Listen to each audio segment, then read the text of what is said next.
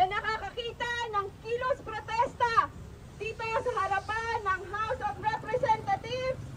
Narito po ang iba't ibang grupo sa ilalim ng bagong alyansang makabayan upang muling singilin si So welcome mga ka-Simi News sa ating YouTube channel sa Simi News, no?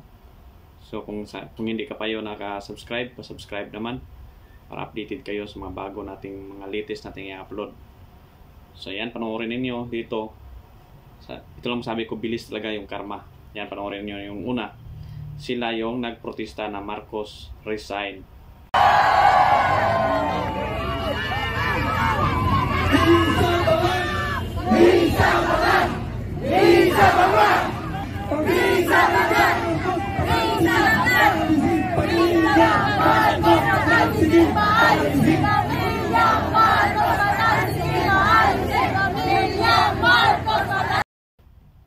So ngayon naman mga ka-Simi News, bumabawi na rin, bumabaliktad na rin.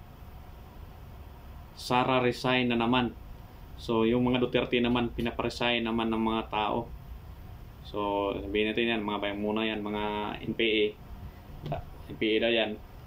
So yan, yung grabing kagulo-gulo na, no? Kapwa Pilipino lang, dapat magtulungan tayo para hindi tayo basta-basta masakop ng ibang bansa, no?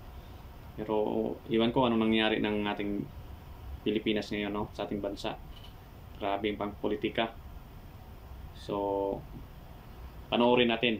Lahat na nakakakita ng kilos protesta dito sa harapan ng House of Representatives. Narito po ang iba't ibang grupo sa ilalim ng bagong alyansang makabayan upang muling singilin si Sara Duterte. Sara Duterte! Tanggalin sa pwesto! Tanggalin sa pwesto! Sara Duterte!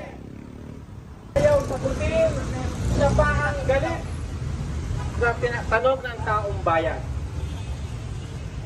At dahil dito, malinaw po sa mga ulat ng COA, malinaw doon sa kanyang paggastos ng kanyang opisina, Nasa kabila, dito nasa likod, dito sa kabila.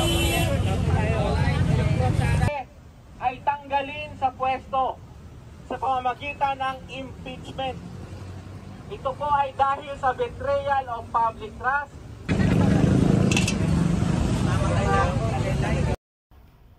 So yun lang mga ka-Simi News. So pa-subscribe mga ka-Simi News para update kayo, pa-like naman and share.